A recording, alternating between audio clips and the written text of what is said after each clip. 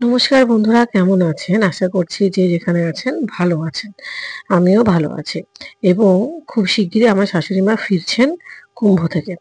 তবে এরই মধ্যে একটা ঘটনা কানে এলো।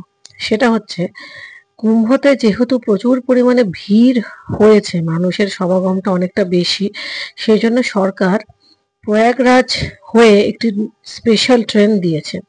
ট্রেনটি তুন্দ্রা নামক একটি জায়গা হয়ে প্রয়াগরাজ হয়ে তবে আসছে। একটা বিভ্রাট হয়েছে এবং ওই ট্রেনটাতে আমার শাশুড়ি মা এবং আমার মামা শ্বশুরও রয়েছে। বিভ্রাট বিভ্রাট যেটা হয়েছে সেটা কিছুটা এইরকম। ওনারা যখন ট্রেনটা মুঘলসরাইতে পৌঁছয় তখন সাংঘাতিক একটা শোরগোল হয়। আসল কথা হচ্ছে যে আগের ট্রেনে যারা এলাহাবাদ অথবা প্রয়াগরাজ থেকে ট্রেন হয়ে রওনা হয়েছেন তার সেই ট্রেন হয়তোবা, এটা অনুমান করা, হয়তোবা সেই ট্রেনটি মুঘলসরাইয়ের পরে আর যাচ্ছে না।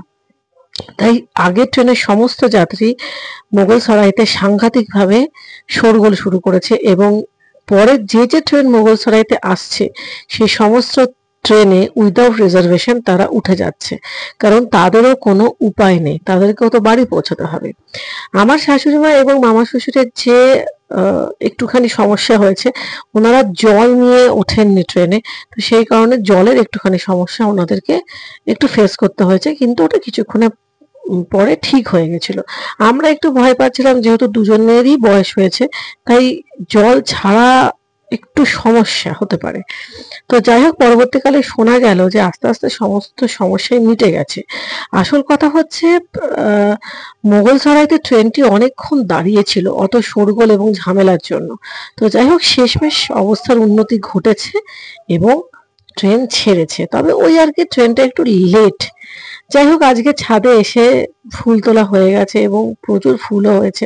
আমার স্ট্রবেরি গাছটাও কিন্তু বেশ সুন্দরভাবেই বেঁচে গেছে, যেটা দেখে আমার খুব ভালো লাগছে। স্ট্রবেরি গাছে সাধারণত রোজ জল দেওয়ার কোনো প্রয়োজন পড়ে না বন্ধুরা। সপ্তাহে একবার কি দুবার ওই সবজি ভেজানো জল দেবেন, মানে সবজির খোলা ভেজানো জল দেবেন, আর একটুখানি ওই খোল পচা জল, এইটুকুই হচ্ছে স্ট্রবেরি গাছের পরিচর্যা। রোজ কখনোই স্ট্রবেরি গাছে জল দেবেন না, জল রোজ দিলে কিন্তু গাছ মরে যাবে। যাই হোক, এই সমস্ত কথা মাথায় চলতে চলতে আমার পুজোর ফুলও তোলা হয়ে গেল। জানলার কাছের যে অপরাজিতা ফুল গাছটা আছে সেখানেও কিন্তু প্রচুর ফুল হয়েছে, নীলকণ্ঠ, সেগুলো আস্তে আস্তে তুলে ফেলছি এবং আজকে সত্যি কথা বলতে পুজোর জন্য অনেক ফুল পেয়ে গেছি। আজকে আপনাদের সঙ্গে একটা রেসিপিও কিন্তু শেয়ার করব। অনেকদের ইচ্ছে ছিল সেটা করার, আজকে ফাইনালি সেটা করেও ফেলবো।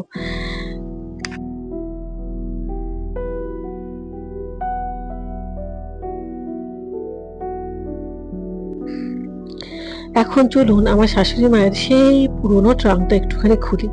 এর আগের একটা ব্লগে আপনাদেরকে বলেছিলাম যে পুরোনো ট্রাঙ্কে কিন্তু শুধুমাত্র স্মৃতি নয়, স্মৃতির পিছনে প্রচুর গল্প জড়িত থাকে।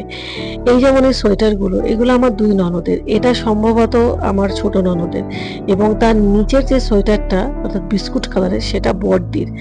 পাশে যে ছোট্ট নীল একটা সোয়েটার আছে, যেটা কিছুক্ষণ পরে আপনারা হয়তো বা দেখতে পাবেন, সেটাও কিন্তু বড়দির সোয়েটার। তো যাই হোক, আমার শাশুড়ি মা এগুলো স্মৃতি হিসাবে রেখে দিয়েছেন। এগুলো প্রতি বছরই রোদে দেওয়া হয়, যার জন্য এতটা ভালো রয়েছে। আসলে প্রত্যেকটা বাড়িতে এরকম পুরোনো ট্রাঙ্ক রয়েছে, তাতে কিন্তু প্রচুর স্মৃতির আনাগোনা রয়েছে এবং প্রত্যেকটা স্মৃতির পেছনে এই ধরনের গল্প রয়েছে। আমি একটু আগে এই সোয়েটারটার কথাই বলছিলাম, এটাও সম্ভবত, আমি ভুলও হতে পারি, এটাও আমার বড় ননদের। এবং দেখুন, একটা নীল ছোট্ট একটা সোয়েটার উঁকি মারছে, সেটা আমার ছোট মাসি শাশুড়ি আমার বড় ননদকে করে দিয়েছিল। সেই সেই সোয়েটারটাও কিন্তু আমার শাশুড়ি মা যত্ন করে এত দিন ধরে রেখে দিয়েছেন। এখানে আমার শ্বশুর মশাইয়ের শাল আছে, ওনার টুপি আছে, যেটা উনি পরতেন। এইগুলোর মাধ্যমেও তো মানুষ বেঁচে থাকে, তাই না? তো যাই হোক বন্ধুরা, আজকে এই ট্রাঙ্কটা আমি নিজে গুছিয়ে রাখছি, কারণ এই বছরের মতো রোদে দেওয়ার পালা শেষ, আবার সামনের বছর রোদে দেওয়া হবে। আরো একটা গল্প আছে বন্ধুরা, সেটা হচ্ছে এই ট্রাঙ্কটা কিন্তু বহু পুরনো। আমার শাশুড়ি মা বিয়ের পরে যখন প্রথমবার হরিদ্বার যাচ্ছিলেন, তখন এই ট্রাঙ্কটি আমার শ্বশুর মশাই কিনেছিলেন। সত্যি পুরনো দিনের জিনিসের একটা কোয়ালিটি আছে, সেটা তো বটেই, সেটা কিন্তু এখন আর আপনারা পাবেন না। এই মুহূর্তে যে সোয়েটারটা আমি খুলছি, এটা আমার শ্বশুর মশাইয়ের। যাই হোক, অনেক পুরনো স্মৃতি, মানুষ চলে যায় কিন্তু জিনিসও রয়ে যায়, আবার তাদের সঙ্গে যে স্মৃতিগুলো থাকে সেগুলোও কিন্তু রয়ে যায়।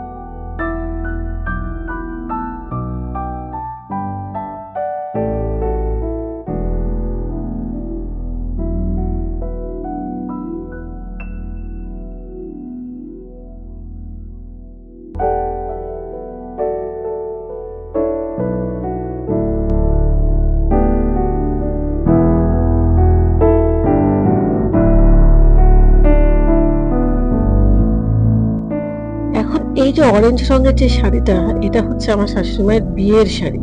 তাহলে ভেবে দেখুন একবার কত পুরনো এই শাড়িটা, এবং দাম শুনলে আপনারা হয়তো একটু অবাক হবেন। এই শাড়িটার দাম তখনকার দিনে কিন্তু মাত্র 60 টাকা।